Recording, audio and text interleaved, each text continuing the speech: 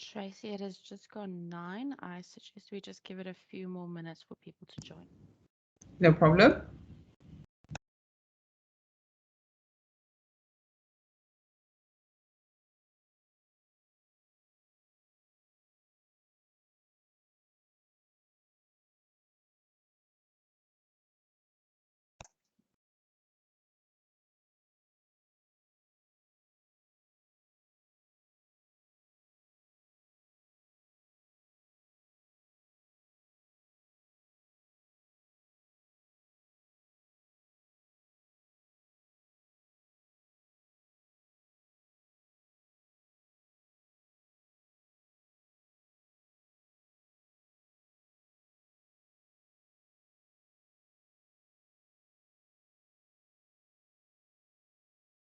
Morning, Shelley and Kealeboga. We're just giving everyone a few more minutes to join and then we'll kick off. Morning. Morning.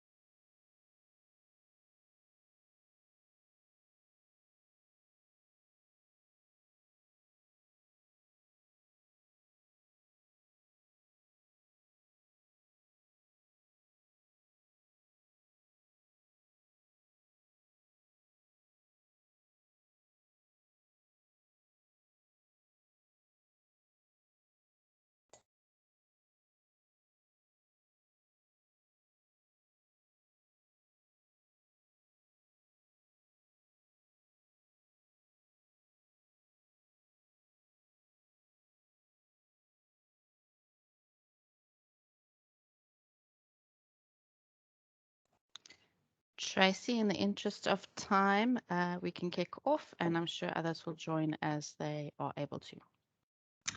Thank you, Caroline. Good morning. Good morning, everyone. Thank you for joining us this morning. I'm Tracy Mansami, the chairperson of the SAMA Transformation Committee. We'd like to welcome everyone to this morning's Transformation Forum. I'm not sure what part of the country you're in, but I'm joining you from a very rainy and wet Durban. But we're very grateful for the rain. Just a few admin points before we start. This is the Teams meeting. So as such, we ask that your video is turned off unless you are speaking, just this with bandwidth. And if you could keep yourself on mute at all times. If you would like to ask a question, please use the chat facilities or raise your hands and I'll call on you to speak. This morning, we're very grateful and privileged to have a discussion around transformation strategies and opportunities. We're joined by Kealeboga from Transcend. I hope I have pronounced your name correctly. My apologies if I haven't. So when one starts our transformation journey, it can be quite intimidating. We often ask, where do you start? What are the opportunities? And how do you put together a strategy? So today, Shelley Hunt and Kealeboga Mokolobate from Transcend will share some considerations around your transformation strategic intent and the opportunities that may be available to you. I'd just maybe introduce our speakers. Shelley Hunt is a transformation director and has worked with numerous clients to develop sustainable and transformation strategies, and is the managing directorate at Transcend Corporate Advisors. Kealeboga has over 5 years of experience in B-BBEE consulting and ESD advisory, and has been a thought leader on enterprise and supply development.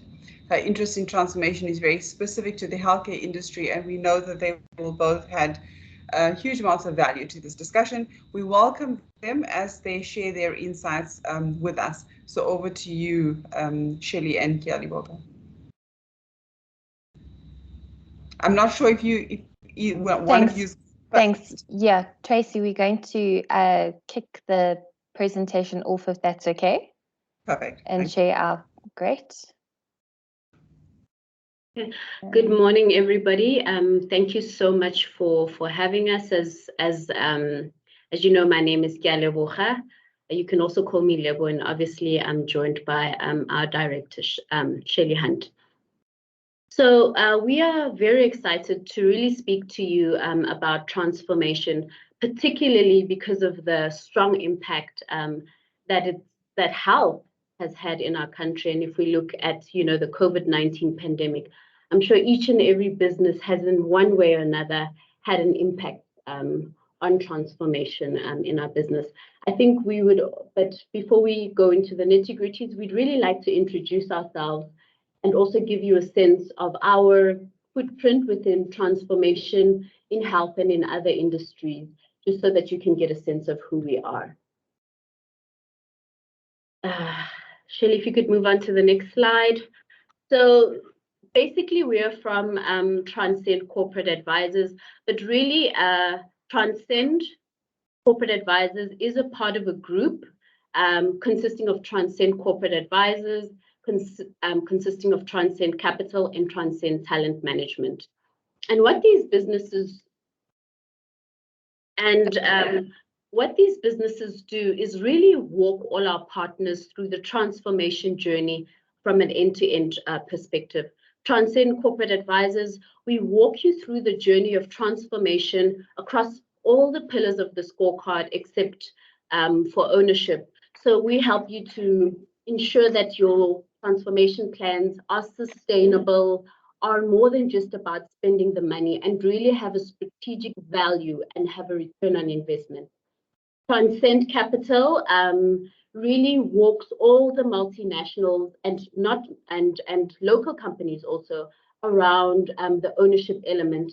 You can imagine why I'm not in Transcend Capital. I studied pharmaceutics, so this part of the business is all the corporate financiers and all the really smart numbers people. And what they do is unpack the ownership element in a way that's easy to understand and in a way that ensures that the ownership transactions are sustainable and have a good return for the business. And really core to the Transcend Capital model is really around making sure that there's a business case for ownership for them. Transcend Talent Management really focuses on finding talent, right?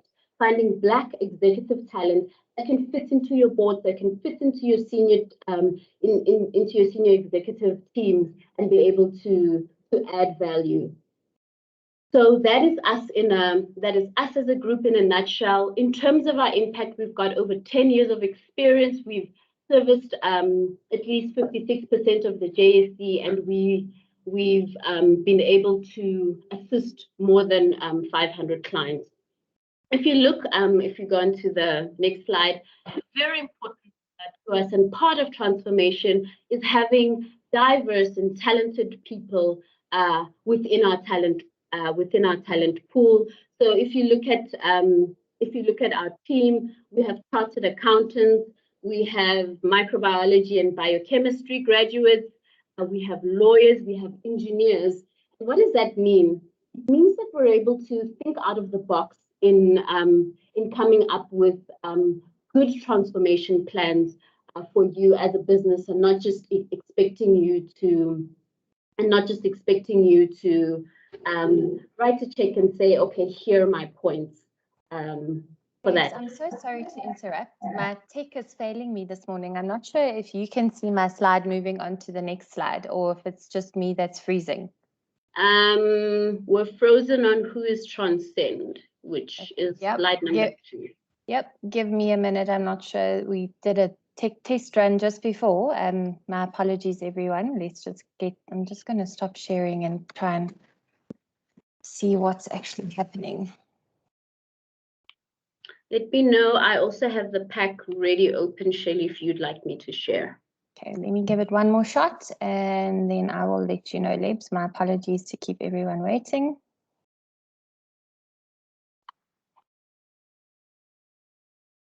Okay.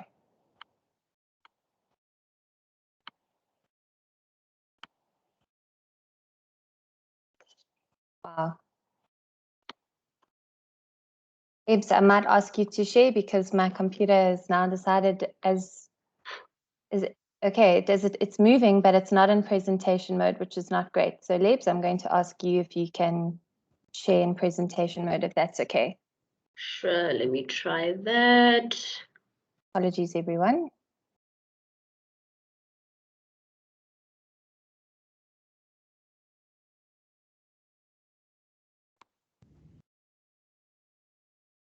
There we go, slideshow from current slide.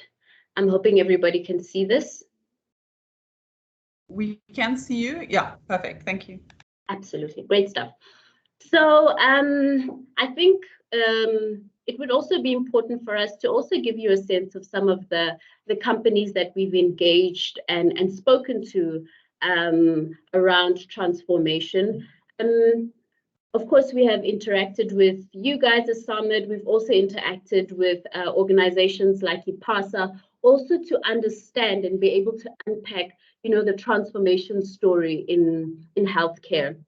And as you know, it is quite a complicated story, with some companies being able to easily get ownership in certain aspects and other companies not. It's also a little bit complicated around disclosures, right? So a lot of our companies will give to a lot of skills organizations or organizations that ensure, for instance, education of doctors in certain therapeutic areas, etc., that are not allowed to know their identities.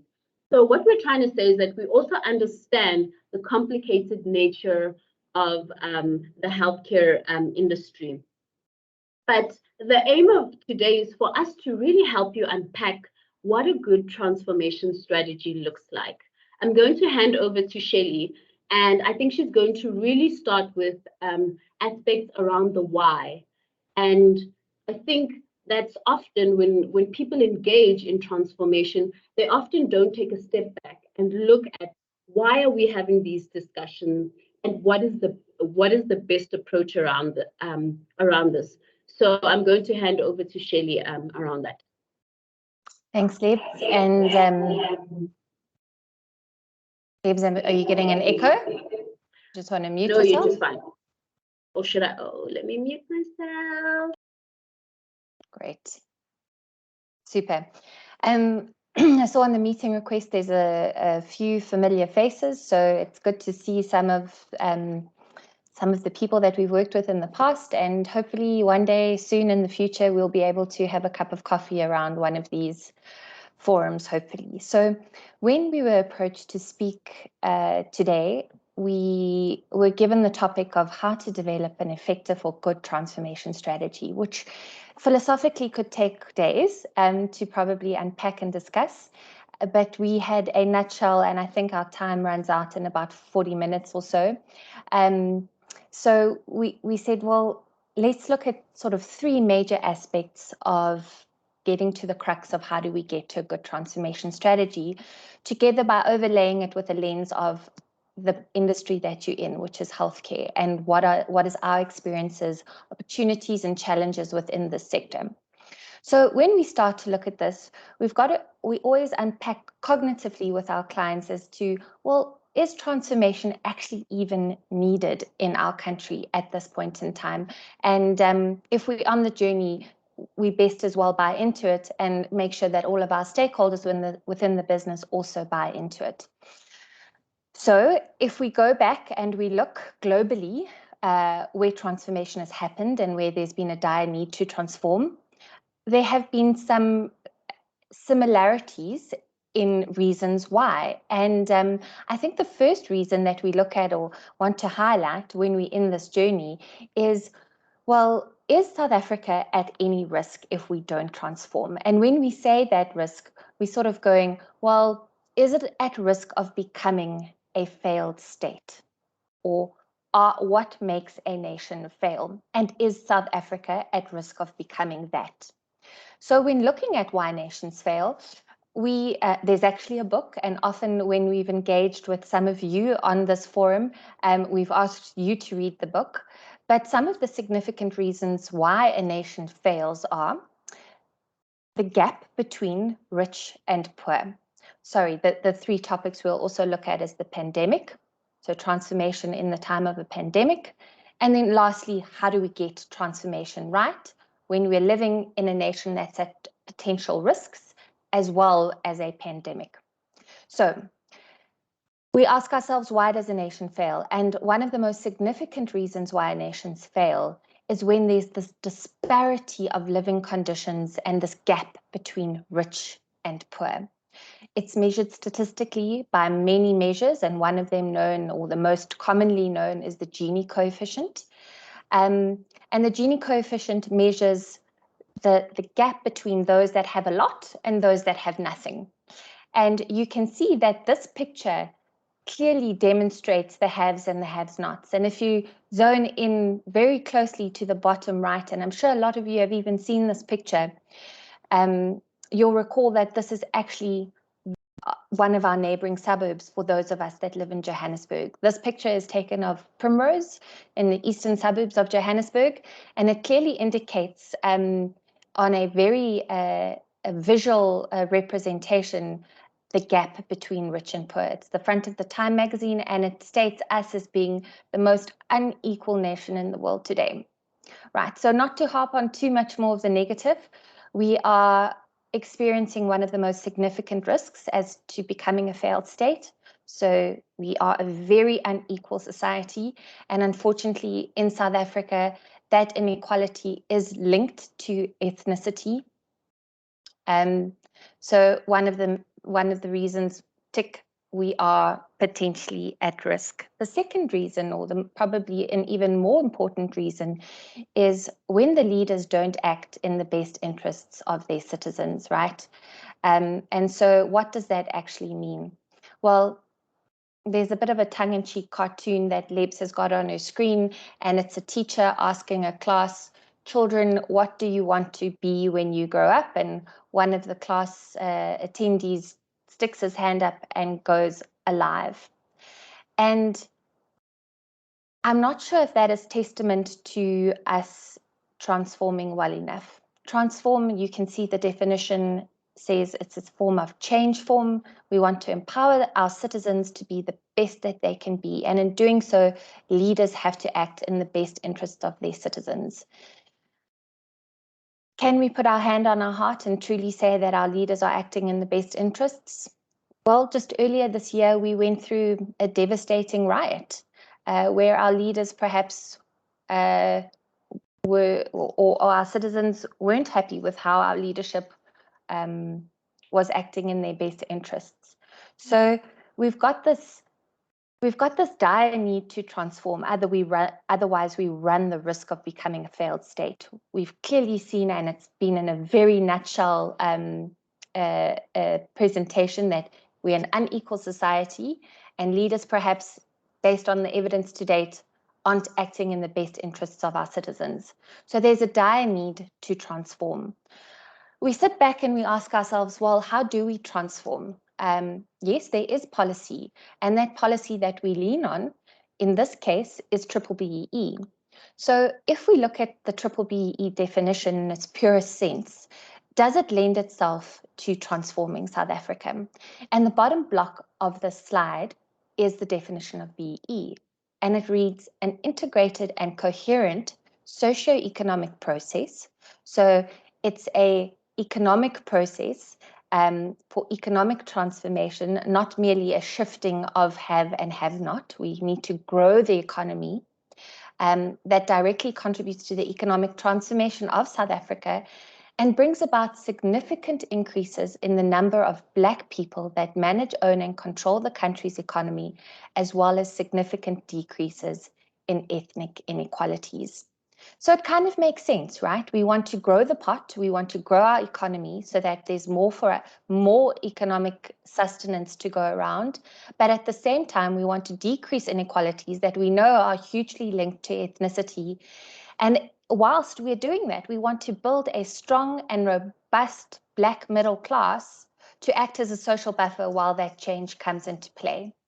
So book theory makes sense, right? I think we're all here today to understand is how do we put this policy into action? We've had many policy reformation in South Africa.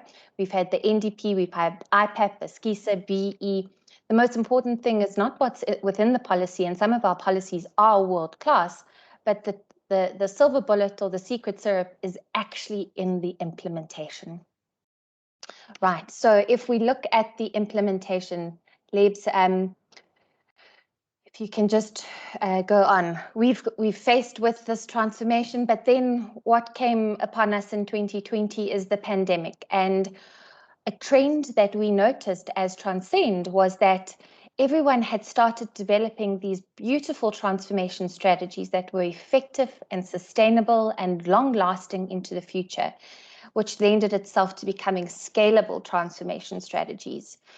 Then the pandemic hit, and people, human instinct, rallied around what was keeping the lights on and decided to focus on that. Longer transformation strategies or business strategies in general became shorter transformation strategies, and some of them actually disappeared because people or companies and corporates were saying, well, let's just endeavor to survive.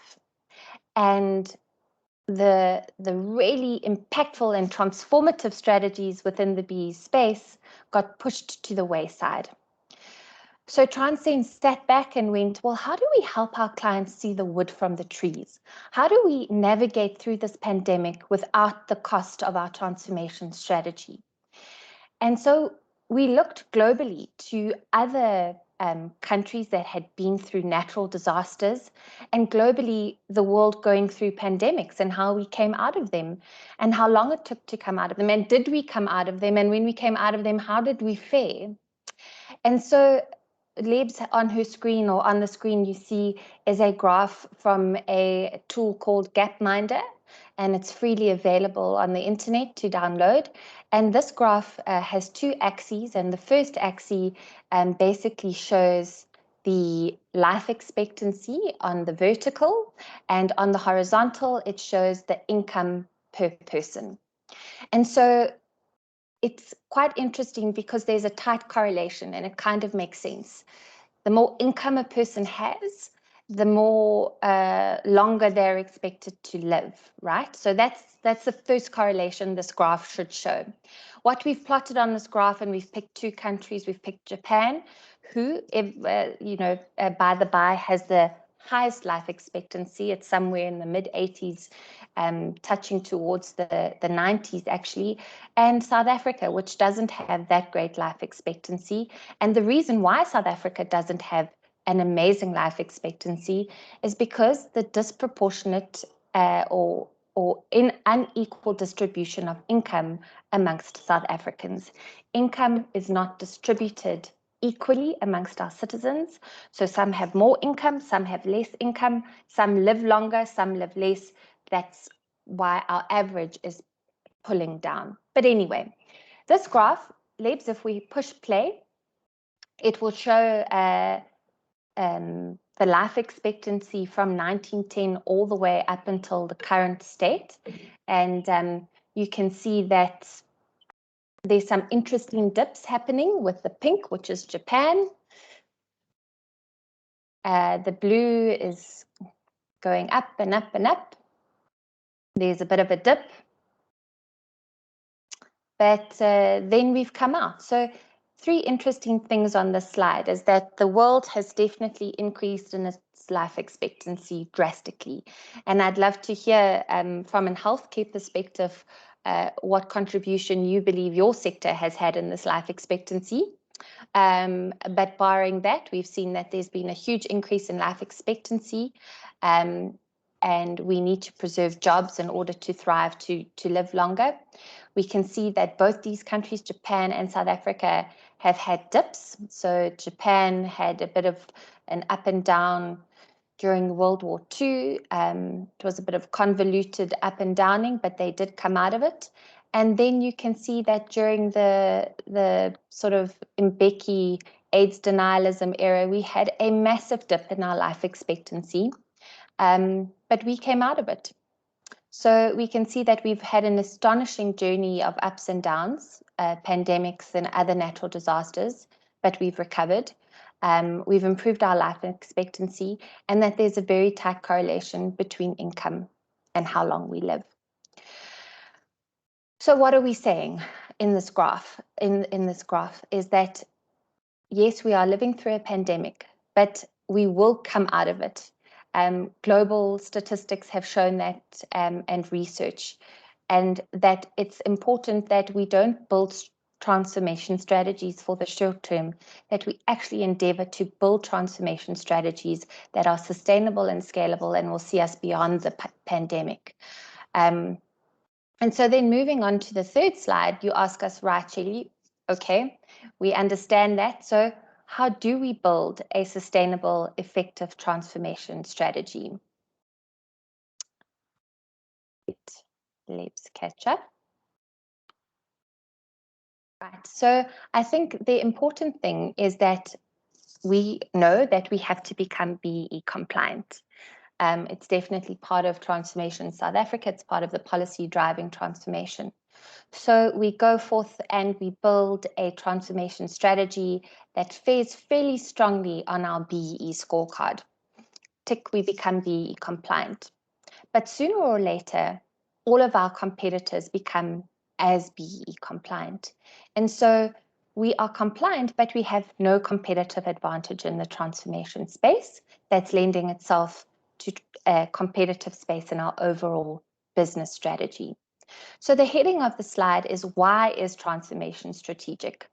We have to make it strategic because if we all BEE compliant, there will be no competitive advantage.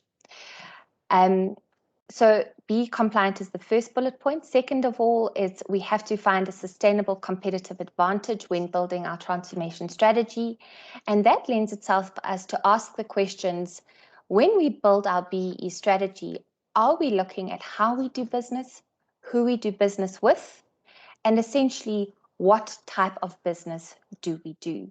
We have to look at these 3 questions in order to make sure that our transformation strategy aligns with our business strategy and puts us in that top right-hand corner where the smiley face is making us the most compliant we can be and in the most competitive position we can be. So let's moving on to the next slide. So we need to build a transformation strategy that creates value for the business and is based on a value-based view of transformation. Why are we saying it must align to business? It must create value for business. You'll hear this a lot when engaging with Transcend. Whenever we are working with clients and building transformation strategies, we say, yes, we want you to get compliant, but that's a byproduct of your transformation strategy. Your transformation strategy has to add value to the business. Why, you may ask? Why must it add value? Why can't I just be compliant? Well, underpinning successful transformation globally, it's been researched and proven that a country and company cannot transform unless there is growth, economic growth. Why do we say that? If the country or company is not growing, all we're essentially doing is taking from one and giving to another, and that's a net zero-sum gain. We call it the Robin Hood effect. The country will not grow, and there will never be more to enable all of us to share in greater wealth. So if we as a company view Transcend as merely as a cost of compliance or as a tax to operate in South Africa, that's essentially in polar tension to what the essence of transformation is about. And so an effective transformation strategy would say, right, we're going to build it in a value-based view, and that whatever we do for transformation also adds value to the business. So when building a transformation strategy like this, there's 3 questions that we need to ask ourselves, and we did allude to them on the prior slide, the who, the what, and the how. But when we distill this further, we look at practical things to look at within the business, and the first one is our customers. Who are our customers? The second one is the nature of our business, and the third one is how do we put growth and transformation into tension? So when we say customers, who are your customers in the healthcare industry?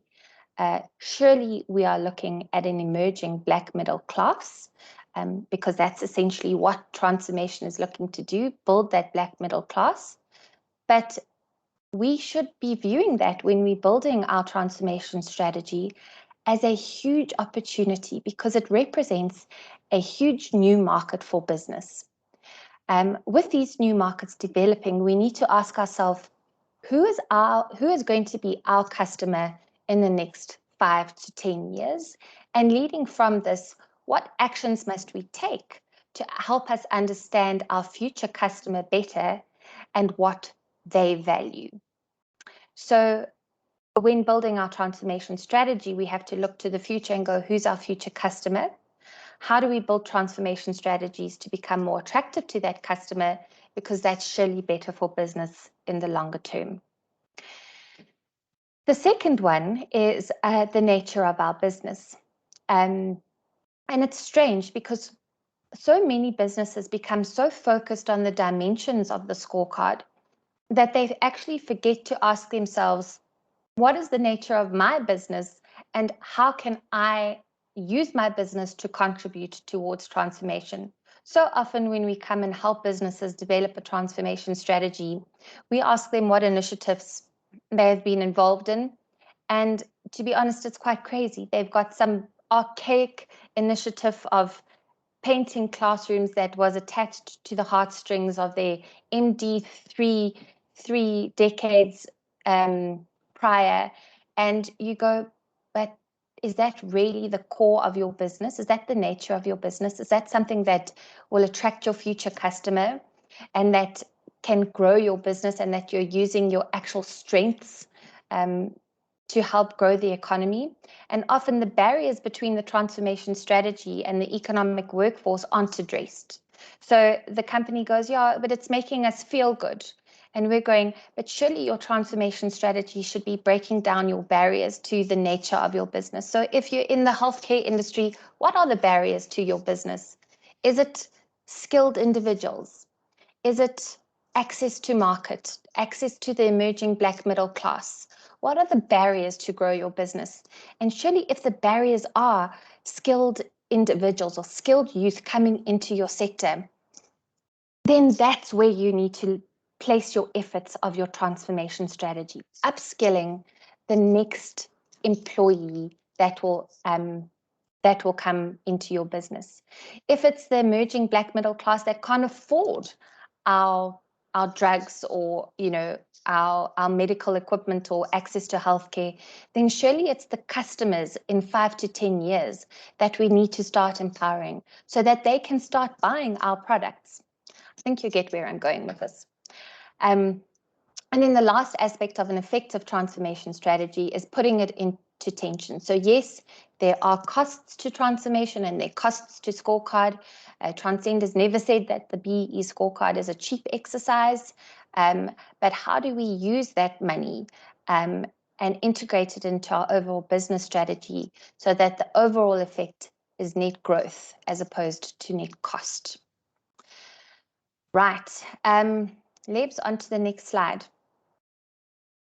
So when developing a value-based strategy, what are some of the things we need to look at? Well, this is getting very theoretical and I'm not going to bore you too much longer, but I'm going to give you a high level of how we do it as Transcend with our customers.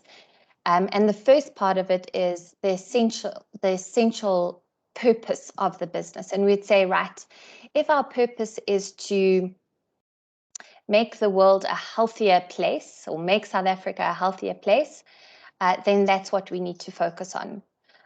We then look at the P's around that purpose in the middle of that solar system diagram.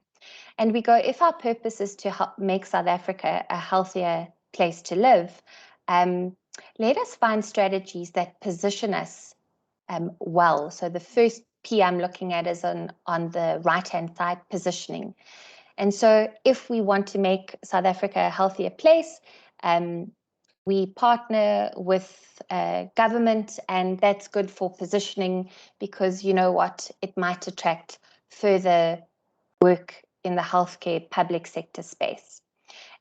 It's also good for our scorecard because we're partnering with the Department of Health to give access to healthcare to our population.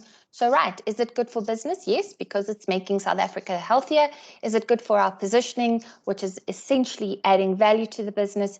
Yes, it is, because we're partnering with public sector and that could potentially lead to more business. And you can see, I can give this example as we go around, right? It's a low cost, high return type of philosophy that we follow. And we can apply it to partners, processes, people, products, and philosophies.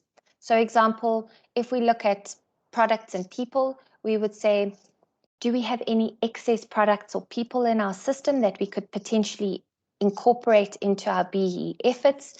If yes, that's great because we're using excess. We're not outlaying additional costs. That's good for our cash flow or return on investment. They also get exposure to our purpose, and our purpose and BEE strategies align. An example of this type of process that we would go through, Lebs, on our next slide, and it's quite arbitrary, but if we had to take an engineering business, we would say that their business purpose are they want to be creators of engineering solutions that give peace of mind.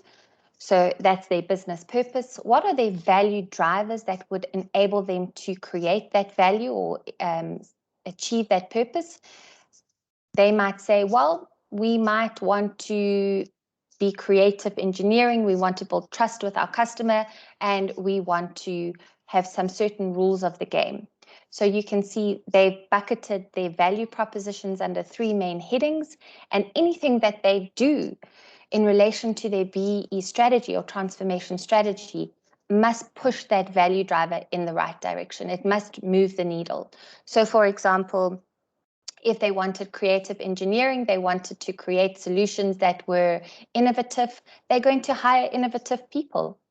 In order to hire innovative people, they need to invest in sourcing and upskilling the type of people that they want for the future.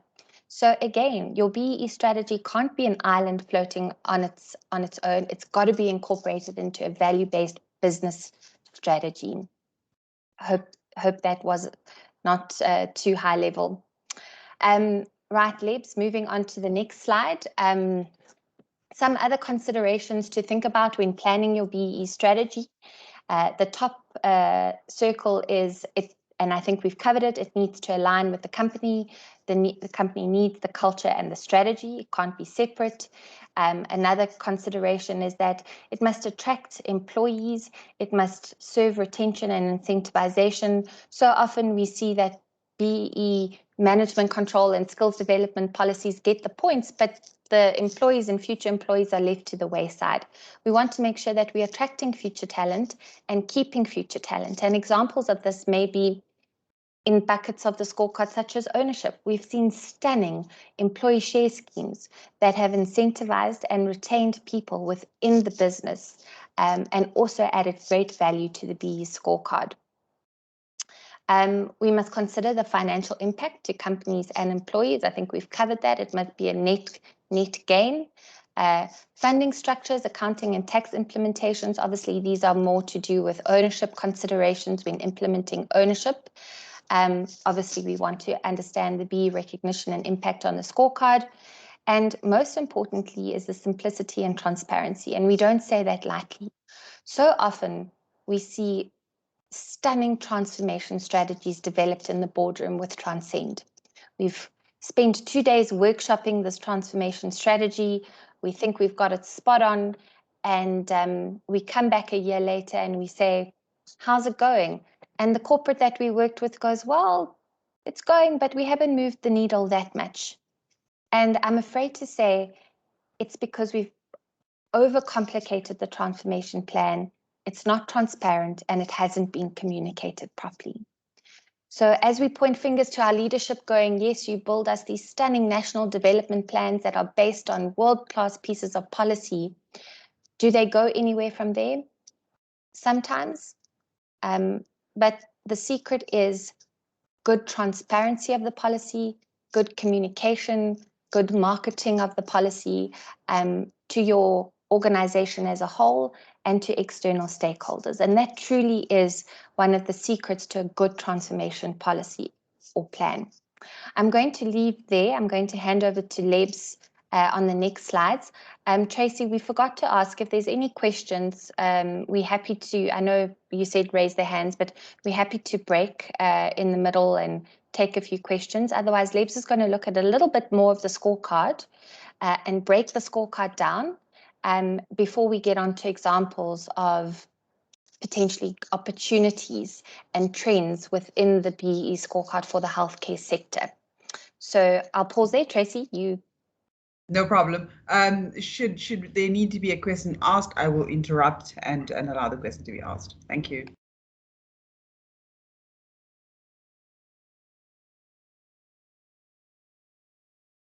Hi, everyone. So I think my task here is really to unpack the scorecard. What I find, and really what I do as kind of part of my job at Transcend is I run the training portfolio, and month on month we run the BEE Champions course where we try and unpack the scorecard and try and speak through some of the challenges, some of the wins, some of the losses, and the joys and sorrows of running a BEE scorecard for all of our clients, right? What I tend to find is that many of our clients don't actually see that actually the scorecard is very much interconnected. And this is why transformation really can't be run by one person. And as what Shelley said, this is why it so needs to be simple and transparent and easy to understand. And so I'm going to unpack the scorecard by starting the journey with you on on my Saturday evening. So this past Saturday evening, I was at a friend's birthday party, and there were lots of shots and alcohol and Jägermeisters and all of that. But actually, what was most interesting to me was not how I was able to get out of there sober, but one young lady I was able to meet. Her name was Lesego. Lesego actually works at the NHLS and tests COVID and runs all the test kits for COVID. She's recently acquired her master's in virology, and she lives in one of the townships. I think she lives in Tembisa. And so what I'm trying to paint here is the fact that transformation is a company journey, a country journey, but it's also a community journey. So let me try and unpack for you what the journey may have looked like for someone like Lesego, who now does this very much value-adding service for our country. So let's say Lesego was perhaps a student at a high school which maybe didn't have a lot of facilities. She was very much interested in maths and science, but they didn't have a lab. And maybe one of you kind heads of transformation were able to maybe donate reagents, medical devices, and aspects to expose her to science, right? So if you look at that, that would be something around socioeconomic development. Socioeconomic development are the social projects that we run that ensure people are able to have access to the economy. So if you look at something like that, being able to donate your devices rather than paint the school is very much in line with your values to make sure, for instance, that we have a healthier country. So let's say Lesego emerges, she in grade 10 and 11, she decides she'd like to be a scientist. And perhaps one of you decide then you'd like to run a bursary program. You then pay for her studies in matric, and you pay for her as, let's say, a microbiology and virology student. This would fall under skills development, right? Skills development are the initiatives that we undertake to ensure that that people are upskilled and productive citizens in our country. But the important aspect is that Lesego falls as part of our talent pipeline, right? So let's say then she then completes her degree and would like to find a job. In this aspect, then you can say, well, you're a new graduate, but you know, you need to also get your hands dirty and understand the field and understand how you'd like to add value within the area of virology, microbiology, etc. And so in that aspect, you could run what's called a learnership. Learnership would be a 1-year work exposure program where, well, it's also learnerships, internships, and apprenticeships. But mostly for the medical sector, it would be a learnership. And of course, it could be some of the value-adding services that you guys have, such as medical sales rep learnerships, or it could be learnerships in management, which would also ensure that this person would be a good person in terms of retaining for your talent pipeline. So that next aspect would be a learnership, right? And from that aspect, if you look at every stage throughout the talent pipeline, there's purpose to your transformation strategy. Through the donation of your products, you've made people not only interested in your sector, but in your product, right? Because then people have interacted and understand what it means to be part of your sector.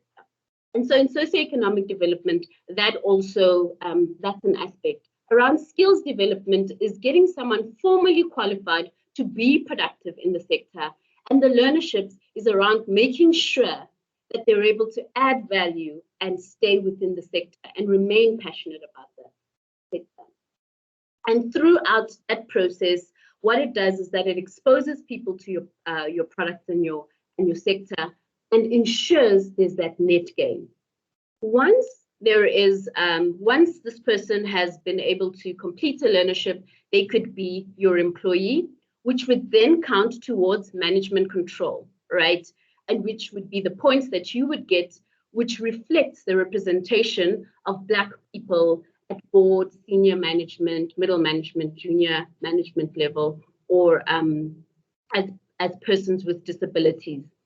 And as part of ownership, perhaps your company has an employee share ownership scheme where she would be, where perhaps she would be a beneficiary.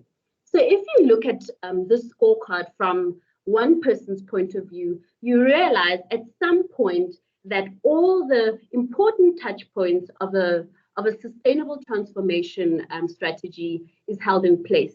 The benefit to you as a company, the benefit to the community. She now has a job, right? So she's able to feed her family. She's able to pay taxes. And then the benefit to her as an individual, because then she's the future of our industry, right? So company, country, and community. So that's the very important aspect. And that shows the true interconnectedness of all the pillars.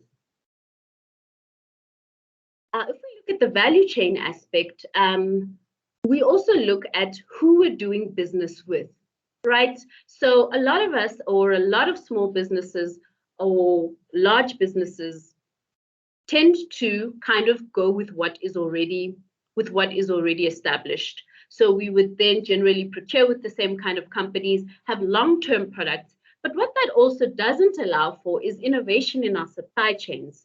And how do we do that? And how do we integrate small businesses? So this is where enterprise and supply development comes in. So for instance, a big trend that we would have noticed in quite a few medical businesses, particularly if they have to import many of their products, is that there's high logistics costs, right? And so and if you look at a lot of the top logistics companies, they may not have Black ownership, and that will in turn affect the procurement aspect. So let's say you as a business decide to ring fence $1 million, $2 million to a road freight Black-owned logistics company. You would then meet this company and then notice, oh, okay, so you have 3 trucks, but in order to be able to meet the demands and be able to get our products around the company, you need a 4th. So you would then meet and engage with this company and through enterprise and supply development, help them to be able to then be sustainable as a business and to sustainably service you as a business. And so this is why enterprise and supply development and the strategies around it need to be sustainable and need to be important core needs of the business. You would then, because you've been able to support them, you then are able to integrate them into your supply chain. So you graduate them, you say, listen, we've bought you a truck, we've noticed that you've got a good payroll system, we've noticed that you have good governance, we're willing to graduate you. And so you allow them to render a service for you. And this is, if you then decide then that they're able to give more or are able to serve more because they've been reliable, if you'd like to support them more, you would then look at them as a supplier development candidate. And the very important aspect around that is that when they're a supply development candidate and in your supply chain, then they affect your procurement points. So what I think many companies miss is that enterprise and supply development is actually your risk management strategy around managing your supply chain. So in terms of enterprise and supply development, you're able to integrate small Black-owned businesses and be able to engage and test whether they're able to meet the demands of your business and ensure that, that your business can keep running. Because at the end of the day, if this business cannot render services for you, it disrupts your business model and it disrupts your ability to serve your core customers. So here again, in the value chain aspect, using enterprise and supply development and building long relationships and sustainable relationships with Black-owned businesses, you're able to ensure sustainable integration of Black-owned businesses, even around the core spend of your business. So again, impact on country, community, and you as a company. But also looking at your values as a business is an interesting way to see how they can also be integrated into your full business cycle and into all the pillars. And I'm just going to hand back to Shelley around this.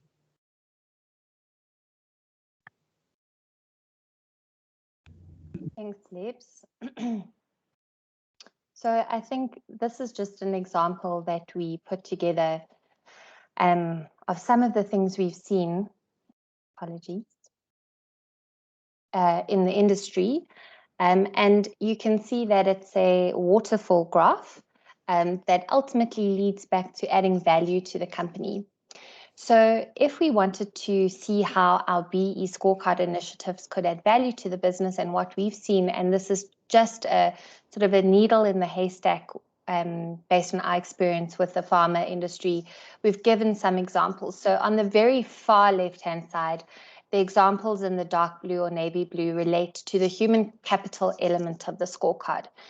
And some of the examples we've seen is that where a healthcare business has a non-core asset that they are in no longer use of, or that they are diversifying their business.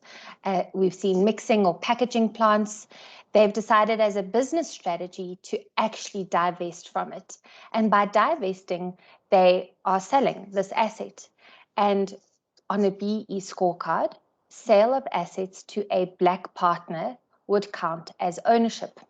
So you can see that by leveraging the business strategy and adding value to the business and focusing on the value propositions of the business, we've then doubled on BEE recognition.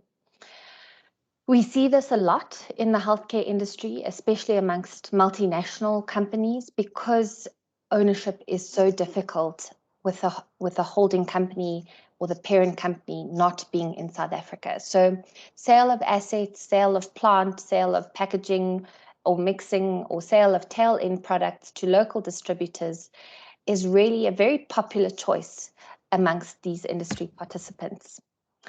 Other areas that we've seen that can benefit ownership is participation in overseas listed entity shareholding. This has often been in the form of employee share schemes, which again lends itself to good attention, attraction, retention, and incentivization towards employees. We've also seen a lot of uptake in the YES participation.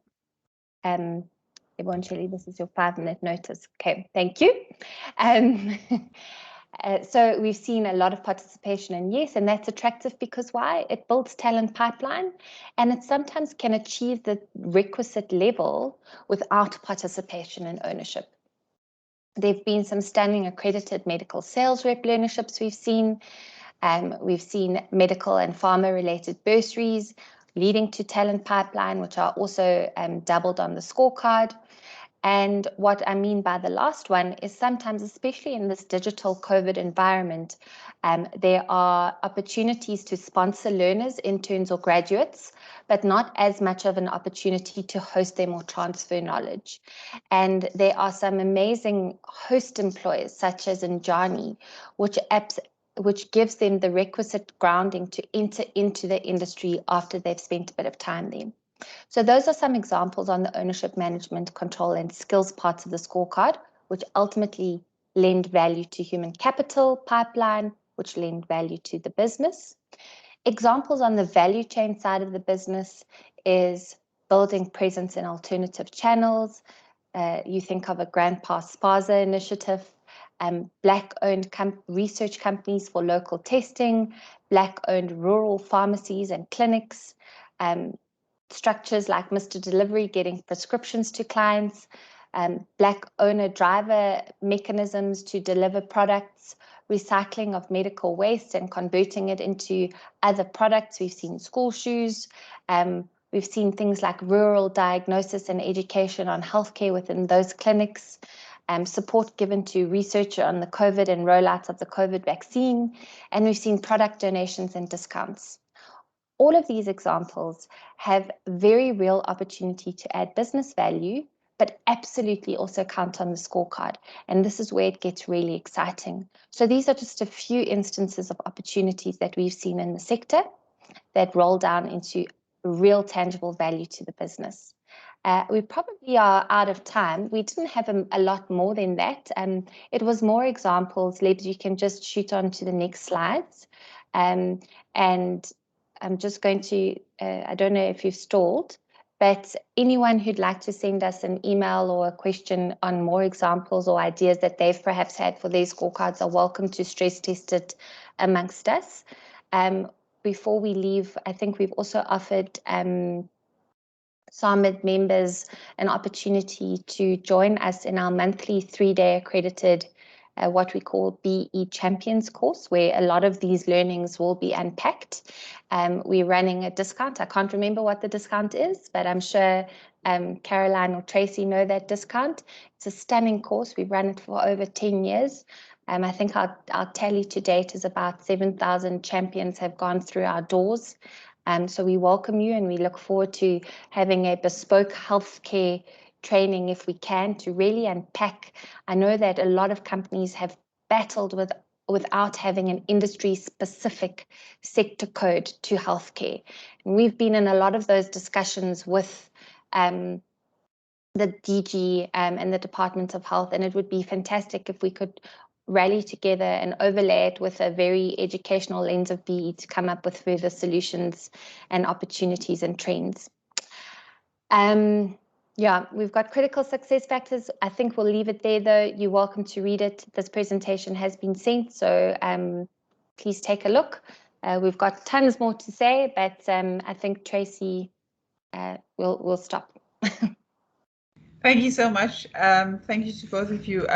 Really, we could listen to you all day. Unfortunately, we do have the next speakers lined up. But thank you. I just want to, three really big points for me was execution, leadership, and value add. I think that you've really, really hit the nail on the head in terms of what are our struggles and what is the authenticity around transformation, and not that tick box scorecard agenda that seems to be very front of mind right now. So thank you very much, and we'll definitely be engaging with you.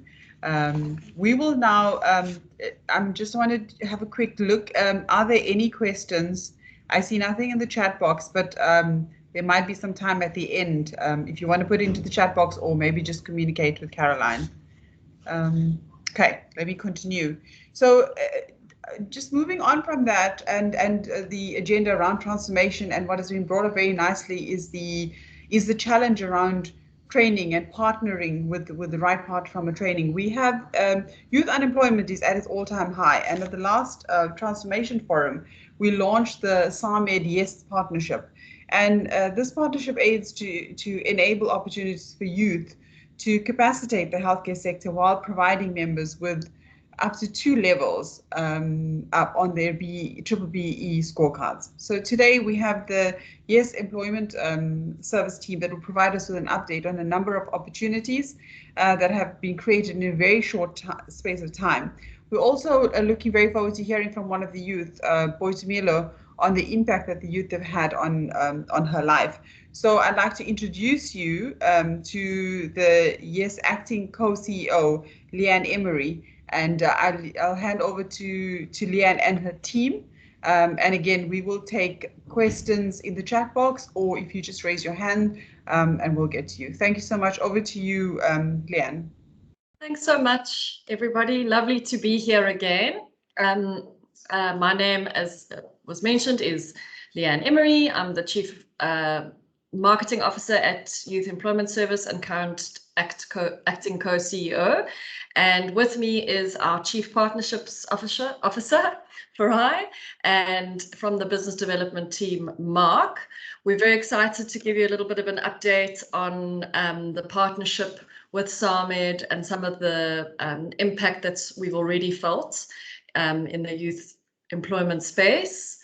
We also have a very special guest. I just want to check whether she is on the line yet. Is Boitumelo? Is she on the line? Okay. Then maybe Makebe, if you could maybe just give a ring to the team to make sure that she can come on the line in the next 10 minutes while we're giving the update. And so I have put together a little presentation just to give you some updates here. Let me just pop it up.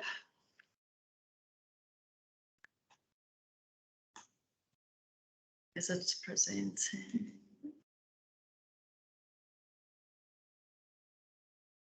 There we go. So I won't go, because I'm assuming that most of the members that were in the last session are in this one again, but just a very brief overview for those who may have missed it.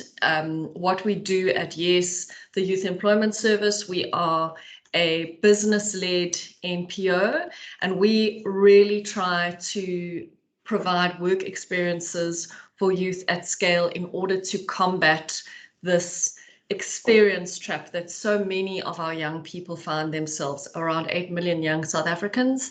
I can't get a job without experience, and I can't get experience without a job. So we really try to break that experience trap, and we know that work and work experience on a CV and a reference letter makes a young person 3 times more employable. So we enable 12-month quality work experiences through our corporate partners, and in return these youth receive a CV and a reference letter, and there's numerous pathways for the youth as well, which Farai can give you a little bit of an update on when we speak to some of the work that and progress that we've been making. And in return, companies that invest in these critical first work opportunities for young people will receive 1 or 2 levels up on their BEE scorecard. So some updates from us at YES. We have a new CEO who is joining us on the 1st of November. His name is Ravi Naidu. There's a few Ravi Naidus. He's not the 702 Ravi Naidu, and he's not the design and Ravi Naidu. Ravi Naidu comes from DBSA. He's got multiple years of experience in stakeholder management and relationships. He currently owns and manages a social impact fund. So we really look forward to his joining us on the 1st of November and assisting us in taking YES to its next phase of growth. We've been doing a lot of work for I in particular around our integration with sayouth.mobi. So this is a platform that is a zero-rated platform that youth can go onto, and and then they're able to post their CVs, etc. And we're working with our implementation partners and our clients and using this as a wonderful tool to recruit youth very quickly and easily. And there's some great work that's being done around matching. And further to this, also we're working a lot around our offboarding. So as youth get to the end of the program, what are the pathways available to them post the program if they don't get absorbed into the company that is currently employing them? And what we've agreed is that if a YES alumni goes onto sayouth.mobi, they will be flagged as a alumni. So a potential employer knows that this is somebody that has been de-risked, they've gone through 1 year work experience. So there's some beautiful work that Farah and her team have been doing there. And then we are looking at a new intake of implementation partners in October, and I'll get Farah to give you a little bit of detail about that. I think the last time we spoke to you, I can't remember what the number was, probably around 62 or 61,000. We're very excited to have broken the 65,000 work opportunity mark, which equates to 3.7 billion rand back into the economy. In terms of SARMED members, we currently have 27 SARMED members that are on our program. And since the start of our program, start of this partnership, this formal partnership in August, we've actually had 3 new signed up members, and that is 140 youth jobs.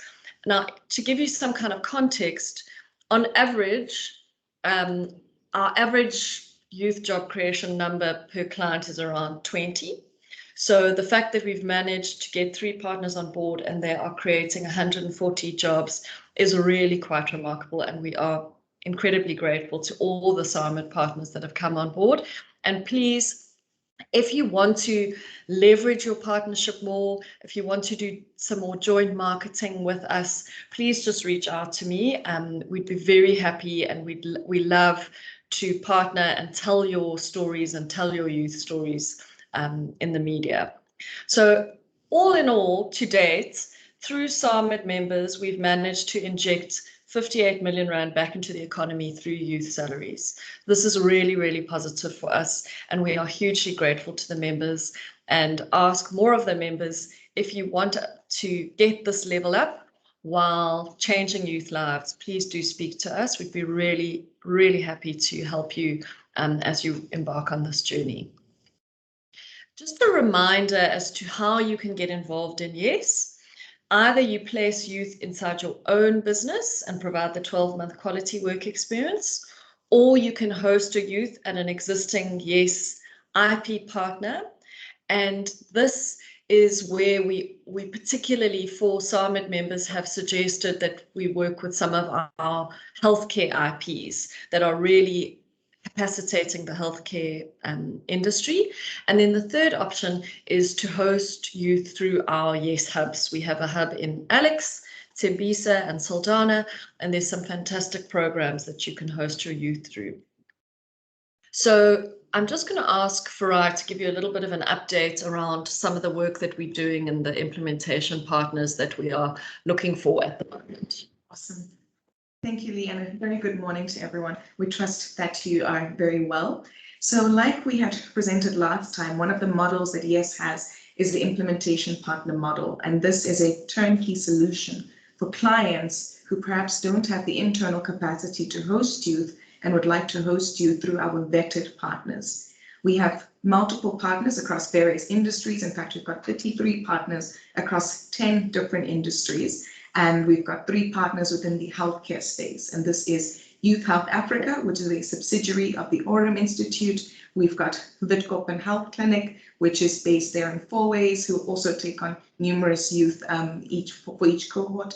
And we also have HIPSA, a relatively new healthcare implementation partners who are also placing youth into roles as your entry-level healthcare workers. So these implementation partners work really closely with the Department of Health to ensure that youth receive training to fulfill their role at the clinic, or if they're doing community-based work, and then also to ensure that these youth go on to find various opportunities for absorption post the program. One of the really exciting initiatives and drives that we're running at the moment is to actually recruit additional implementation partners which match a lot of the high growth industries. So as of next week, Monday, the 11th of October, you'll start seeing posts on YES's social media to recruit implementation partners from the following sectors. We'd like IPs within the ICT and the digital space, in the agri and agri-processing sector, in green energy, and IPs focused on artisanal skills. So if you do have any organizations who you know or work with who are within these industries, please encourage them to apply to become implementation partners with YES. The only reason we haven't added healthcare to that is because the current healthcare partners that we have on board have got nationwide capacity to take on even more youth. So we'll only recruit for healthcare specific partners once we do need to fill up that capacity. So please do keep your eyes posted on the YES website. In terms of other updates to really share with you, we have been working really hard on the pathways. And you'll see here that what's really important to us as YES is to ensure that post the YES program, young people don't find themselves back in unemployment, but that they've got numerous pathways to go into to keep them as part of the economy, to keep them as active as possible. So the first pathway is that youth are absorbed into the business where they've done their work experience. This can either happen through when you're hosting youth internally, so with the SAMIC members who've created youth jobs. You can host these youth and keep them as permanent staff if they're really excellent at their roles. The second option for absorption is that youth are absorbed into the implementation partners or the hosts where they've done their work experience. The second pathway that we have is that youth find their own employment or pursue further education. And the link that Lee was talking about with sayouth.mobi is so critical to the second pathway. When we do offboarding sessions with YES Youth, we include and teach them how to sign up on SA Youth with a special YES tag that allows us as YES to track them. SA Youth is a centralized platform with learning and earning opportunities launched by Presidency on the 16th of June this year. And on this platform, YES Youth can find multiple opportunities, not only those related to YES. And it's so important that we can show our youth what opportunities there are out there for them to be able to grow in their careers. And the third option that we do have is the option of entrepreneurship. So what we understand is that many young people who enter the YES program have been hustling for some time. And as YES, we want to understand how we can support these young people within the hustle economy. So we do a number of things to really assist in this pathway. The first is that on the YES phone, which we discussed at the previous meeting, there are 12 entrepreneurship modules called Siyazakela. And on the Siyazakela modules, you learn how do you run your own business and what does it mean to start a business, looking at the needs within your community and looking at how you develop a product or service to fill those needs. So the Siyazakela modules are really exciting, and a lot of YES youth who formalize their businesses after YES engage in these modules. The second option that we do have, which we support youth with, is the linkage that we've got with the NYDA. So YES youth who actually want to run their business full-time can apply for startup funding with the NYDA, and that funding helps them in establishing their businesses. So we're really excited with all the work that has gone into just strengthening these pathways, and our hope is to see increased absorption rates across each of these pathways. Now, you've heard from us as the YES team, and we'd really like to introduce you to a youth herself. This is Boitumelo, and she'll be speaking to you about the work that she does at the Aurum Institute as a lay counselor. And perhaps I've got some bias to Aurum because it's my previous employer, but they're a fantastic implementation partner. So Boitumelo, if you are on the line, we'd really love for you to just share your experience about how you've gained knowledge of TB and HIV and how you can really play a critical role within the clinic that you're based at.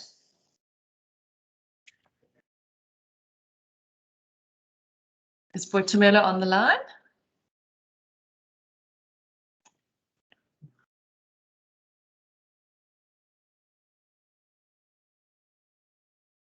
I am looking for her, Lee, and I don't see. Okay, because Makebe did just give her a ring and she said she would join us.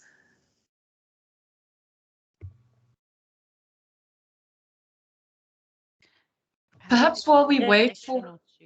Yeah, perhaps while we wait... Hello. Is that Boitumelo? Hi, team. Boitumelo's just having a little bit of trouble joining, but she will be with us in a couple of minutes. Perhaps we can just take some questions as she connects. Hello, I've joined the group, the meeting. So am I? Oh, great. Fantastic. Okay, I'm audible enough. Yes, perfect. Thank you. Thank you. Good morning, everyone. My name is... Okay. Oh, can I talk? Yes, we can hear you. Okay, thank you. My name is Boitumelo Tlhapile. I'm from Mokwase, Moses Kotane sub-district. I was volunteering at an NGO called Mamovic, which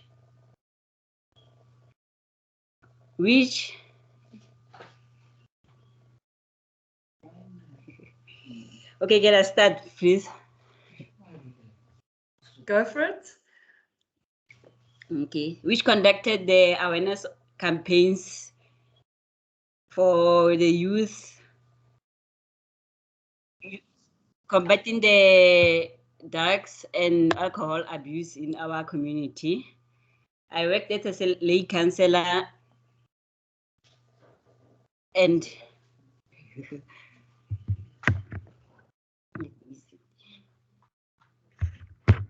I worked as a lay counselor, and it was a great opportunity for me to be working as a youth who didn't have work at all. So the impact it impacted on me in my life. The impact it impacted me. It impacted my life in a positive way. It helped me to interact with different people, and I've learned more about HIV and TB. The skills that I got were communication skills, to be professional in a workplace, teamwork, strong work ethic, and to be confident in what I do.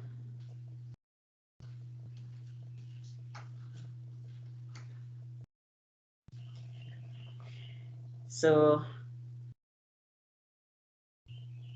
having to work as a lay counselor it started difficult, but as I went on, it was easy for me because I got the support from my colleagues. They showed me my work and it was easy.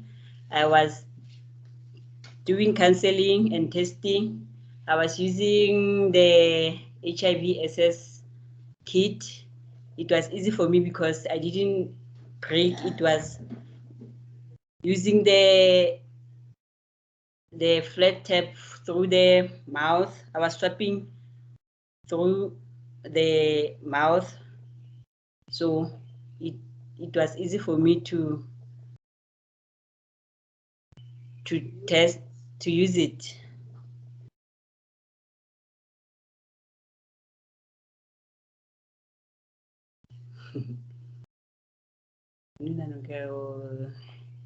The opportunity that I got and the experience, it gave me self-confidence, and and self-esteem. It boosted me to do my work correct. So if I needed help, I went to my fellow colleagues to let them know that I need help. I didn't get any negative vibes from my colleagues, so it made me more relaxed to do my work. That's when my mentor and my supervisor told me that I'm doing a great job, and I was reaching my targets, my weekly targets and my monthly, through testing and counseling. So it was a great opportunity for me.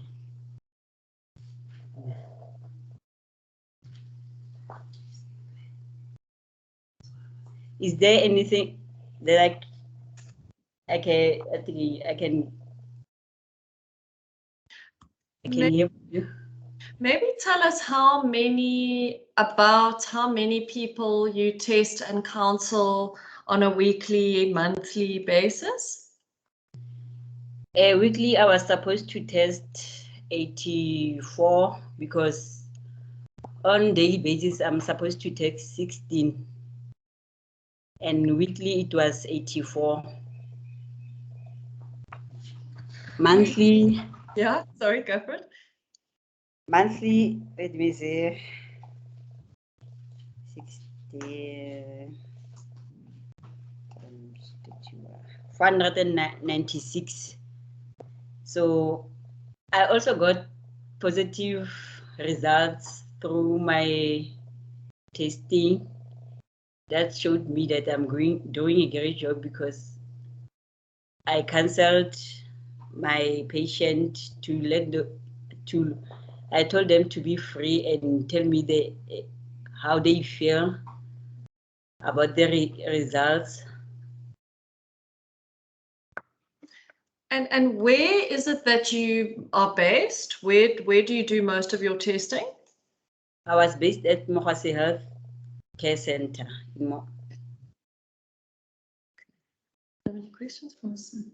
And Boitumelo, working within the clinic and the health center, what's the one thing you enjoy most about it?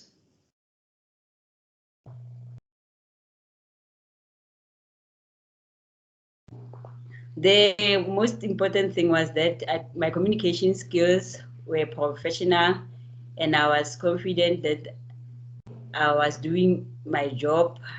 I was socializing with my colleagues, having strong work ethics through the team. They showed me that I must not be scared or not being relaxed. That's why I was enjoying my work, because they showed me that they are family to me.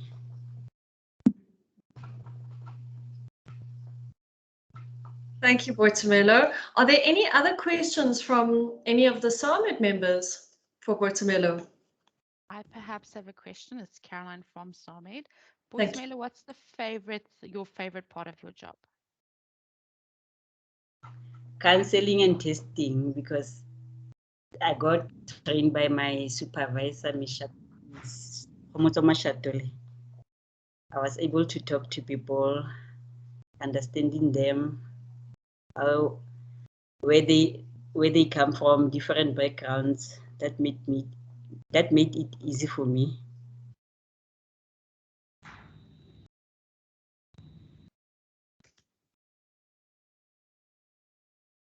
Any other questions for Boitumelo?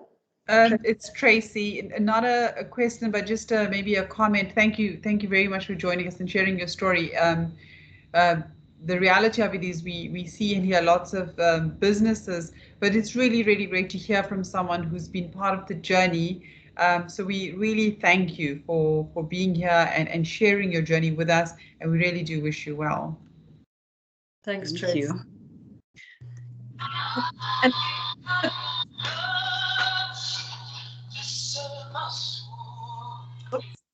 There we go. Thank you for all the great work you do. It's really wonderful to hear from you. Are there any further questions just around, yes, some of the updates we've given? We can send through the presentation post the meeting, and we'll make sure that we keep you updated.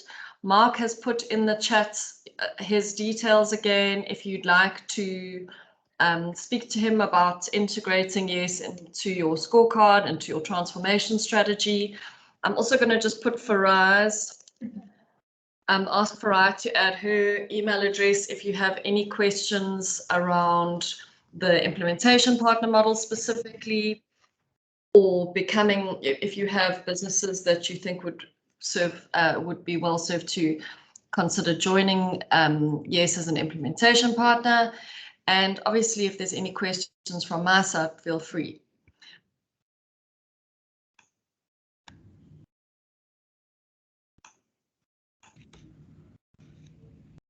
I'm just checking the, sorry, Leanne, I'm just checking the chat. I don't see any questions. Thank you for the emails. If I don't hear anything back from the group, thank you so much for your time today. And it really is, this is a journey, and we're so glad that we're walking this journey with you. I'm a strong advocate for everything that we've heard today in terms of how to create the transformation journey in people. I see we have a hand up. Obviously somebody, maybe my voice is not that welcomed. We have a hand. Let me just check who it is. Hi, it's Mokolobate from Youth Employment Service. Yes, go ahead. Yes, Boitumelo says that if you have any questions that she can further answer in Setswana, I'll be able to translate for her. Okay. Oh, thanks. Thank you so much. Thank you. All right, to the team, thank you, and we want to we want to thank you for joining us on this journey, and we look forward to the regular updates from you, and we wish you well in everything else that you have to do. If there's nothing further, Caroline, are you happy for me to continue on to the next speaker? Yes, just one final comment. I just want to say, thanks to those members that have recently joined YES, the 140 work experiences that have been created, I think are going to make a huge impact. And again, I'd like to encourage other members who are considering the program to reach out to them. We're making a big difference just in the 140 lives, let alone the larger impact that has. So I just wanted to again say thank you to those members. Absolutely. We are so thrilled to have you on board and so grateful for the lives that you are changing, and we can't wait to hear more about the progress on the program. So great start, 140 in the first 2 months. We're very excited. Thank you, everybody. 100%. I mean, if I could just add one thing to that is, it's not just the new members. I think what YES has, Absolutely. What the program has done, it's invigorated an interest in those that have already had perhaps YES learners, but didn't quite know how to maximize on how to engage with our learners, on how to make the best out of this journey. So I think it's been from both sides, those that have had YES learners and didn't quite know how to maximize, and obviously the new members. So thank you on both sides of it. Absolutely. And if you have any questions, concerns around your program, please just let us know. We'd be happy to help you. 100%. Thank you. Sorry, Farai has one more thing that you'd like to add. Awesome. Thanks, colleagues. And I think just listening to Boitumelo really reminded me of the incredible impact that the healthcare sector can make in terms of not only creating youth jobs, but empowering young people to truly understand health and also health-related matters. And when I previously worked for Aurum, what was so fantastic was how through the YES program, we could place youth into jobs as entry-level healthcare workers like Boitumelo. And these youth then learn about HIV and TB. And because of that exposure to the clinic environment, their behavior as well with sex and that engagement changes completely. And what ends up happening is that young people like myself and Boitumelo because of the work experience we get, we then go into the communities and are able to educate our peers about HIV and TB. So we really, really appreciate the summit members who have signed up, and through your involvement and through capacitating and upskilling young people as entry-level healthcare workers, you're truly changing the narrative of young people in healthcare and strengthening our healthcare system. So we really appreciate you, and we hope that more of you can come on board to create even more Boitumelos who make an impact within their communities. Thank you so much, Farai. Thank you. We feel very inspired. Good. All right. Thank you so much. We'll move on now to part of our transformation forum mandate is to share the journey of those of our members or of associated companies that that speak on their transformation journeys. So within our forums, we offer our members these opportunities, and our industry is unique and it is filled with its own set of challenges.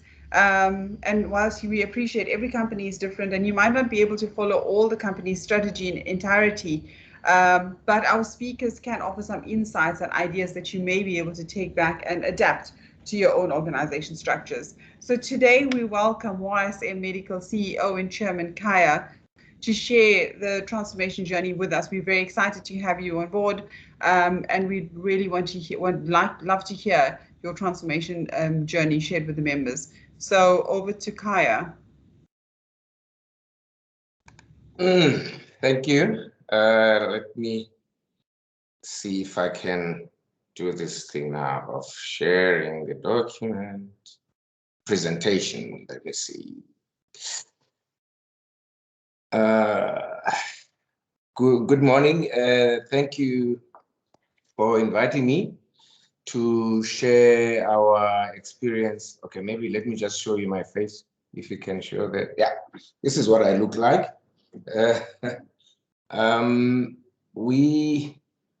We are not working for Transcend, but we are very aligned with what Transcend has presented to the forum today.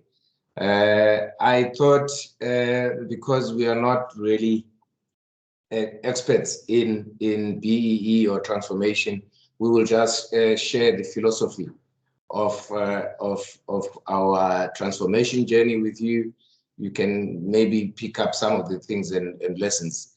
I must warn you up front that some of the things might probably be a little bit uncomfortable, but maybe sometimes the people need to hear some uncomfortable issues in order to project into some change. Let me see. Okay.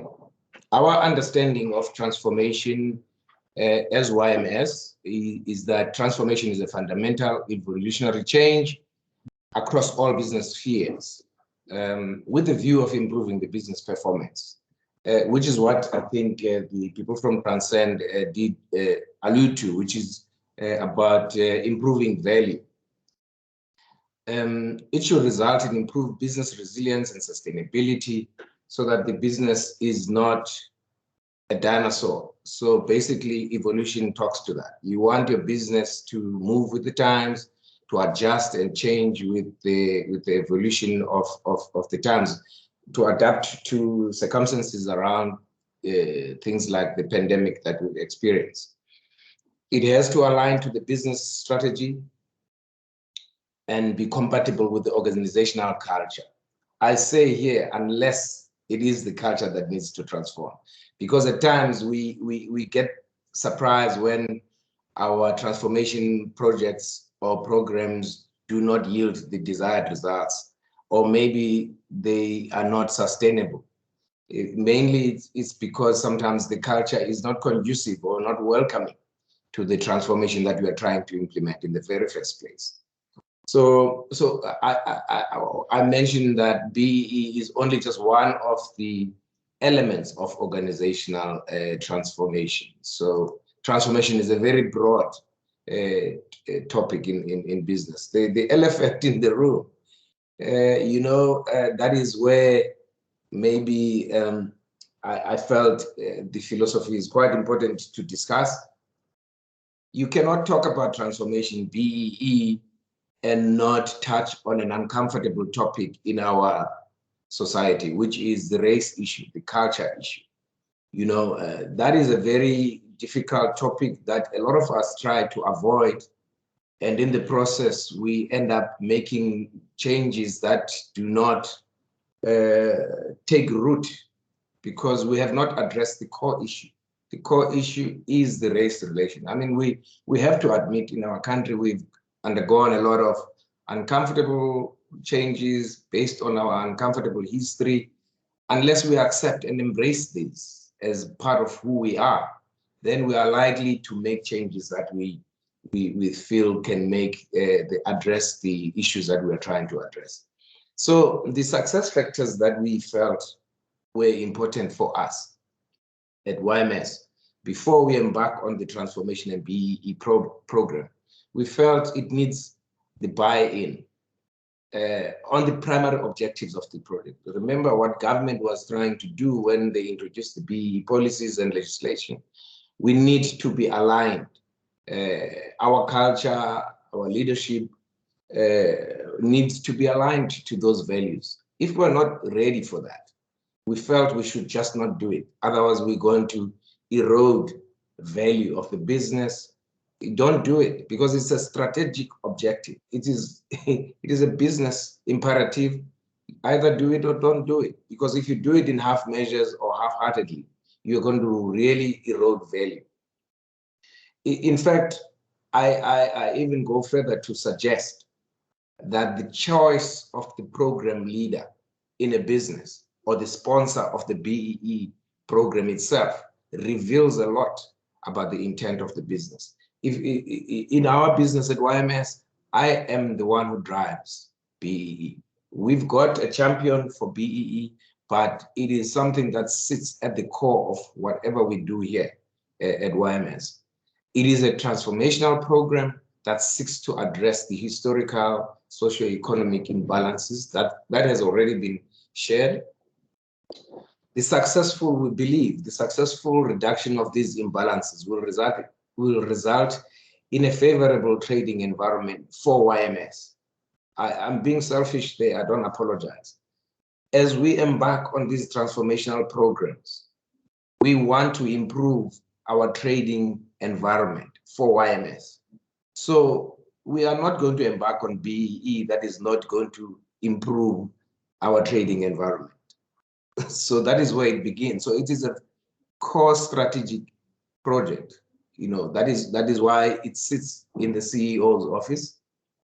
Therefore, any action we believe that sabotages BEE primary objectives is not helpful for anyone. I think this is where the honesty needs to begin. We need to begin there. If there are companies that implement BEE in a dishonest manner, they are also sabotaging themselves. That is our philosophy. It's not a point scoring exercise for us or just some money that we put aside to be spent in order to get those points. It is fully integrated with our business processes, our strategic objectives in order to make cost-effective and meaningful change. So, and it must be realistic. So the selection of the BEE strategy and partners that companies select determine the value to be derived by the parties from these exercises. So anyway, I chose to perhaps go to my youthful days where I used to follow the Western movies and watch the movie, The Good, the Bad, and the Ugly. I thought I should make an example about companies that have implemented BEE very well. I think Telkom is one of them. They do all the things that Transcend was talking about here, where you see some micro and QSEs participating in the value, and you see the change in the leadership. But most importantly, Telkom has performed very well financially on the stock exchange. I think those who invested in Telkom do not regret today the money that they've made through the performance of that share. The MHG is Metropolitan Health Group, which is a company I worked for. When I joined In fact, just before I joined the company, they only had BankMed as the main client, which had about, I would say, about 100,000 main members. But by the time, I think after a few years, we won Transmed, we won Polmed, we won GEMS. The company grew from a few hundred million rands company to a 1.5 billion rand company. And that is through the actions of our group CEO, Blumkan, who I will pay tribute to today, because the guy had a vision that we need to transform. And in the process of transforming, value was created for the shareholders. The company grew, created jobs, changed lives of a lot of people. I'm proud to have been associated with that company, I must say. The bad is the healthcare industry. In my opinion, the healthcare industry in general has got a lot of bad examples of poor transformation or bad transformation, tokenism, all these type of things I've seen in healthcare. I don't want to go into individual companies. The ugly is ESCOM. I think we all agree that is not how to do transformation or BEE. Where we remember back in the days where the leadership at ESCOM, in their wisdom, thought they should just remove all experienced white engineers and replace them with qualified Black people, but who lacked the experience at the time. So, I mean, this really painted transformation in a very bad light, and people started to oppose and resist transformation because they saw from ESCOM that it's bad, but it is not transformation that was bad, it's how badly it was implemented. Our industry landscape in healthcare, I think it's resistant, in my opinion, is resistant to transformation. I'm not talking about SAMED, please, before you become defensive. I'm just talking about healthcare in general. We are very resistant to transformation, and this may, in my opinion, have contributed to government pushing through risky implementation of the NHI, because they use the lack of transformation as an excuse. I would venture that if we had voluntarily implemented transformation of this industry properly, I think it would have really eroded the case for the business case for government to try and push through NHI. But anyway, that's a philosophy again. We say the consumer of both public and private healthcare is majority Black, but the economic benefits of the industry do not reflect this. It's not right. It's not sustainable. That is what we suggest. The excuse that is often used by companies is that the healthcare industry is specialized or people lack experience. How are they going to pick up the experience if you don't give them the space to learn? And I mean, we've seen this. We've probably learned very painfully from some of the learnings from the Proti, our cricket national team. Suddenly the stories are coming up. The Springboks. I mean, we've seen this. It can be done if the will is there. So the preference, basically, that we've seen in some of the companies is to spend a lot of money on sophisticated smokes and mirrors in order to avoid genuine transformation. You know, I mean, I've seen people being willing to spend a lot of money and eroding shareholder value just because they will not go and partner with the correct, skilled, credible people. They will do anything to avoid it and act surprised at the end of the day when their transformation program does not yield the results that they were supposed to. The YMS approach to BEE, briefly, which is, I'm close to finishing my presentation, by the way. We inherited a business that is 60 years old with a very reputable business with amazing clientele. I couldn't be more grateful of what we inherited when we bought this business. But unfortunately, the business also came with an aging, semi-skilled, undiversified workforce. we did not have depth of skill. A lot of people were aging and really quite old and old-fashioned and unable to learn and keep up with the modern technology and other things. So even the business processes of YMS, when we acquired the business, were quite archaic. So we had to start by setting a clear strategic objective for the business, which is to supply quality essential medical products in a cost-effective way and a reliable manner to our clients. Well, I say good luck, given our recent supply chain disruptions that we all experienced, but thankfully these are now starting to ease off. Our staff really, we were clear that our staff needed to understand the target market of our target market and be able to decipher the customer experience. And this is where, ladies and gentlemen, we say our diversity at YMS, the diversity of our staff really becomes a significant advantage for us. So if it is done voluntarily, it can be a very strong marketing advantage and competitive advantage. We are using that and we're benefiting immensely from it.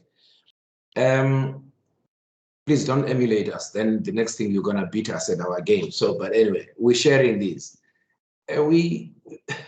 We also looked at the local supply and demand of the labor force, and we learned that actually there are a lot of qualified graduates who are of African descent in our environment who lack the experience perhaps, but with the strong qualifications and with a little bit of training could grow into the business. And these skills were very affordable compared to people of other races. And I mean, we also realize that this labor force, also by tapping into them, we would also be aligned to the social redress that is essential for our business. So we thought this is perhaps the way we should go in trying to, in informing our recruitment strategy, is to look at the lay of the land as far as the labor force market was concerned. By going in this direction, our end result was a staff complement that is fully diversified, as I have shared with you, that is techno-savvy, that is able to withstand the changes and introduction in technology. Remember, I shared with you that we acquired semi-skilled people that are difficult to train on modern technology. But now, by appointing people, graduates, young graduates, these people are easy to train on technology if you are automating business processes. And they were also compliant with the Employment Equity Act. And in the process, amazingly, we discovered that we reduced our salary costs substantially, very much. This has been a very great part of our change in the recruitment strategy. And at the same time, we're able to implement succession planning with a reduced age at the same time. All of these things, if you consider what also happens indirectly, you also reduce the employment benefit costs and other advantages. So this approach for us has worked immensely for YMS. We also implemented new systems in our business. Now it talks to why we had to tweak our recruitment. We implemented a new ERP and a CRM system, and part and parcel of all those implementation included business continuity plan, disaster recovery plan, active directories and document management, and a whole lot of other things that now we had the correct staff complement to be able to implement and derive optimal benefit from these systems. Because we tweaked the staff complement in line with the type of system changes and technology changes that we're doing. I did mention that some of these people did not have the experience. So we invested in training of this staff. Remember, you cannot invest a lot of money on training people who are very mature, who are too old, because your investment, how long are you going to derive benefit from that investment? So it was also quite a good thing that we now had younger people in our business. We can invest happily on training them, and in return we're getting a lot of loyalty and performance improvement from these guys.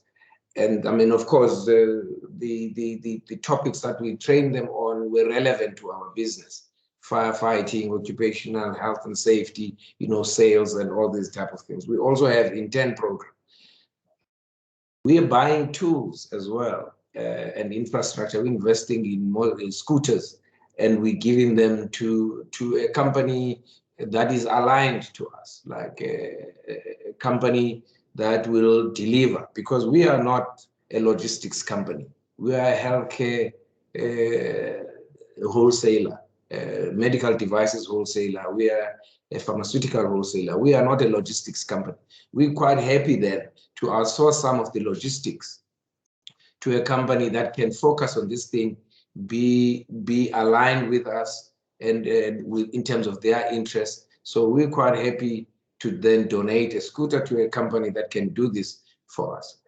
We've donated to government facilities, and we've donated, and I mean, I sit on the New Somerset Hospital Facility Board.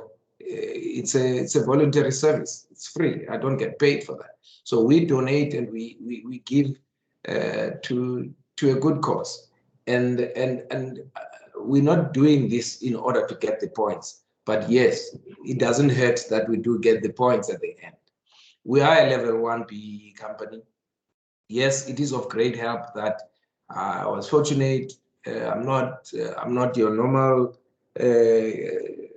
case study, but yes, I'm one of the few fortunate people who were able to afford to a company 100% black ownership. It does help. Yes, it will benefit us when it comes to point scoring, but this is not about point scoring. Our recommendation then on BBEE implementation in closing is that the translation and the implementation style will vary from one organization to the next, but it does reflect on the leadership and organizational culture. We feel that the changes that are required for BBEE implementation, they require a strong change management. You cannot implement BBEE without implementing change management alongside that, because it is not always welcomed by some of your clients. It's not always welcomed by some of your suppliers. It is not always welcomed by some of your staff members. So change management is a very essential part of BBEE implementation, and it has to be ongoing. We have to embrace each other and understand when people resist, they don't mean bad. Sometimes they need you to take them along with you on the journey so that they can understand why you are implementing BBEE. Charity begins at home, in my view. So in my view, if a company is trying to implement BBEE and they are not sure who to partner with, they can look at their staff members, look at their existing supplier, look at your existing clients in terms of partners for empower, because they already have their skin in your game. So they already have an alignment, they're already invested in your interest. So I think that for me is one of the parting shots I can share with you. And I will stay and take questions if there are any. Thank you very much for inviting me to share our journey with the Summit members. We're very proud to be part of Summit, and I think it's a very good organization. And please keep up the good work. Thank you, Khaya. I hope that other members feel inspired as well to move forward in their own transformation efforts. I just want to have a quick view if there's any, are there any questions? Caroline, I see are you unmuting? No. Is there anyone that has a question? I'm just going to check the chat quickly. So I have a question, Khaya. Are you still here with us? Hello? Yes. So you spoke of your training, the training of your staff identification and training. Could you give us an indication as to perhaps how long that period was in your business? Okay. Firstly, I must quickly admit that we just acquired the company fully in May this year. So in August, we had a 1-week sales training program. We also are members of the wholesale and retail CETA. So as part of that, there are certain training programs that are fully refundable. I think I'll be lying to you. I don't have the details. I know that I'm only involved in selecting the people who will participate in those programs, and then our management team take them and introduce them to the training people. All right, thank you so much. I think just to reflect on what you were saying, I think it resonates with so many of us, and thank you for highlighting the issues around culture, around leadership, and being authentic. I think we get a strong sense of that from you. So we welcome you to continue joining us on our committees and forums, and then we'd love to hear more from you. If there aren't any questions, in closing, I want to thank our speakers for your insights and contributions. And I also and thank you for attending, and then also want to ask you to take a moment to rate this forum. If there are any topics you'd like addressed in the future, please send these to Caroline at the SAMED office. Once again, thank you for your participation. We look forward to welcoming you to future SAMED forums. You'll see that the ratings have gone up in the meeting chat. If you could quickly rate us before you leave. Caroline, is there anything you want to add? No, just thanks to you, Tracy. Thank you. Thanks all. And please do keep the lines of communication open. If there's anything you'd like to hear from us, please drop Caroline a note. Thank you very much. We look forward to seeing you again.